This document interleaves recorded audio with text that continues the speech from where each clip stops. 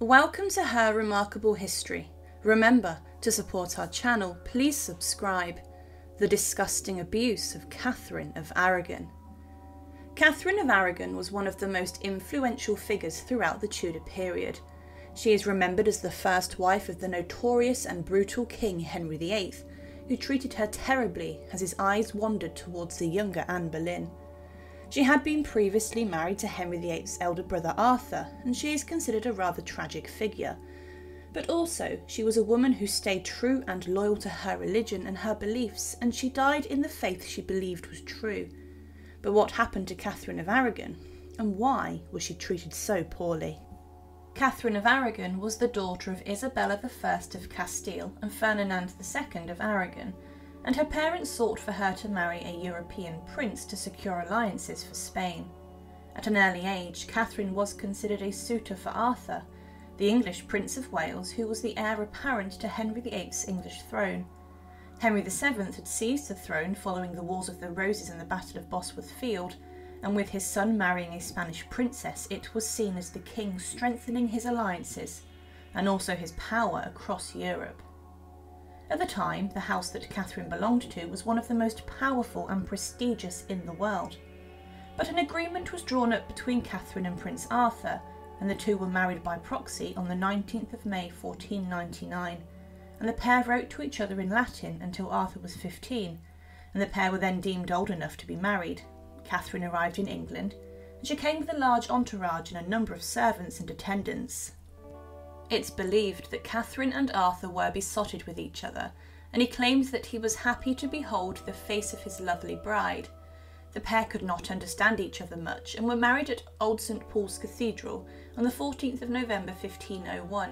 However, a huge dowry had been agreed with 200,000 ducats, which was a colossal amount, and half was paid shortly after the marriage.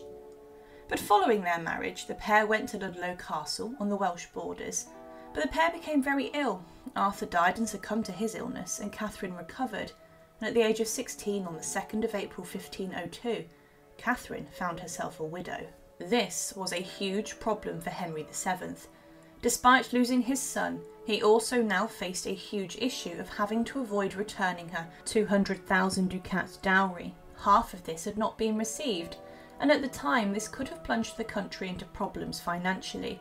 With this, Henry VII, following the death of his own wife Elizabeth of York, even considered marrying his own son's widow so he did not have to return the money back. However, this would have caused problems, as this would have raised questions regarding the legitimacy of their marriage. To sort this problem out, Catherine of Aragon was then betrothed to Henry VII's other son, Henry, the Duke of York, who was 5 years younger than she was. As Catherine's mother had also died, her value had decreased, and it's alleged, and the marriage was delayed until Henry was old enough. But Ferdinand II, Catherine's father, was hesitant to pay the rest of the dowry, as he didn't believe the marriage would actually go ahead. With this, Catherine was practically living as a prisoner of King Henry VII inside Durham House in London. She wrote a number of letters to her father complaining of her treatment, and in one of these she said, "I choose what I believe and say nothing, for I am not as simple as I may seem." She was given little money, and her household was suffering, and many of her ladies-in-waiting became rather poor, and Catherine herself had to pay for them, and servants became rather poor also. She was practically a prisoner, and was suffering because she had been used to such a lavish life, and was now living under lock and key, awaiting till her husband became of age. Her second marriage did occur on the 11th of June 1509, and she married Henry VIII, who had just come onto the throne. The marriage of Catherine and Henry initially was considered happy, and Catherine even took on the role of a warring queen consort as she rode north at one point to speak to troops shortly before the Battle of Flooded Field, while she was heavily pregnant at the time. Whilst Henry VIII was away, she even oversaw the defeat of the Scots, and her troops had slain the Scottish king, James IV. But as Catherine got older, she became more religiously devoted, and she delved into her Catholic beliefs and learning more. It was at a time when people were beginning to question the Pope in Rome, and she remained staunchly Catholic. But one of the most tragic and terrible parts of Catherine's life were the problems she had giving birth and having children. She gave birth to a stillborn daughter on the 31st of January 1510, and Catherine was told that she was carrying twins and that the other had lived, but as she prepared for the second birth, no child came. She then gave birth to a boy named Henry that managed to live around 7 weeks in the January and February of 1511, and then he died suddenly from an unknown cause.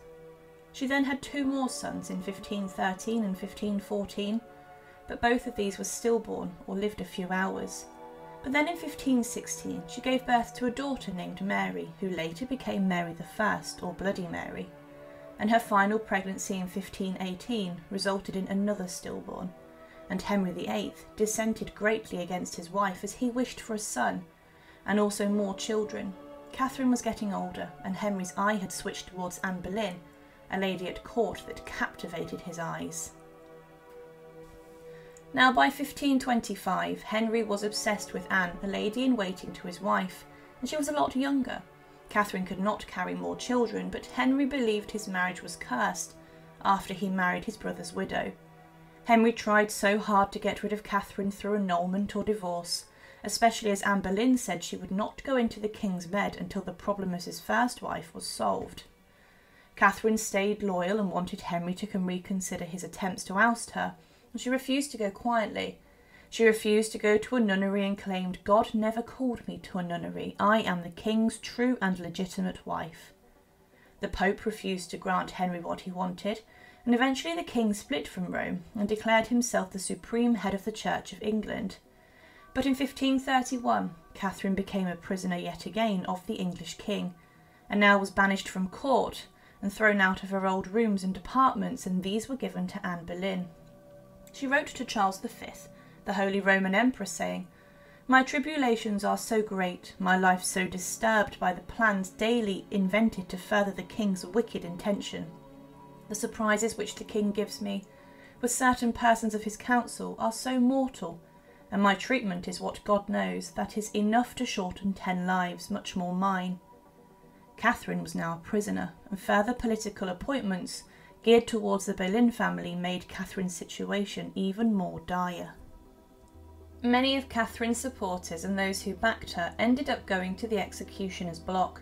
Henry's own sister Mary even backed her, as well as the Pope, and the Protestant reformers such as Martin Luther saw Henry VIII as the enemy. But Henry would then marry Anne Boleyn in secret, and Archbishop Cranmer then gave rule that Catherine of Aragon and Henry's marriage was invalid. Catherine fought the charges, but nothing changes, and this signalled the most tragic part of Catherine's life. Until the day she died, she referred to herself as the only rightful queen and Henry's only lawful wedded wife, and her servants addressed her as the queen. After being banished from court, Catherine was later imprisoned practically inside of many different castles, including the Moor Castle, Elsing Palace and Buckden Towers, but she was finally transferred to Kimbolton Castle, and she was quite clearly under house arrest and was only allowed to receive occasional visitors, and she was also banned from writing and communicating with her own daughter Mary, which hurt her greatly. All of her letters were checked by some people who felt sorry for Catherine, and they did carry correspondence between the mother and daughter. Henry did offer for Mary and Catherine to meet and be housed together in better quarters and castles, as long as they swore that Anne Boleyn was the new queen, but the pair both refused to do this. Catherine remained under house arrest and in tight constraints until the day she died. Her freedom was restricted and limited, and she wore a hair shirt and fasted continuously. But in the late of 1535, it was clear that Catherine was ill. It claims she wrote to her former husband the king, appealing to his good nature, saying, "My most dear lord, king and husband, the hour of my death now drawing on, the tender love I owe you forceth me, my case being such, to commend myself to you and to put you in remembrance with a few words of the health and safeguard of your soul which you ought to prefer before all worldly matters, and before the care and pampering of your body, for the which you have cast me into many calamities and yourself into my troubles. For my part, I pardon you everything, and I wish you devout. Pray God that he will pardon you also. For the rest I commend unto you our daughter Mary. beseeching you to be a good father unto her, as I have heretofore desired. I entreat you also, on behalf of my maids, to give them marriage portions, which is not much, there being but 3. For all my other servants I solicit the wages due to them, and a year more, lest they be unprovided for. Lastly, I make this vow, that mine eyes desire you above all things. Catherine, the Queen. But on the 7th of January 1536, whilst being kept under lock and key at Kimbolton Castle, Catherine died. There were rumours that she was poisoned by the king's assassins, but following this the king acted incredibly distastefully, celebrating the news of Catherine's death. But her abuse and suffering in her final years was fully investigated by Henry VIII, and was promoted by his second wife Anne Boleyn. She was buried in Peterborough Cathedral, and was not given a queen's funeral. And Henry, in one final act of disgrace against his former wife, refused to allow his daughter Mary to attend the funeral of her own mother. Catherine of Aragon came to England as the hopeful wife of Arthur Tudor, but she died inside the kingdom as a prisoner of his younger brother Henry VIII. She was confined to England against her will at times, and eventually lived out her final days in misery and tragedy. Thank you for watching, and to support, please subscribe to Her Remarkable History. Thank you.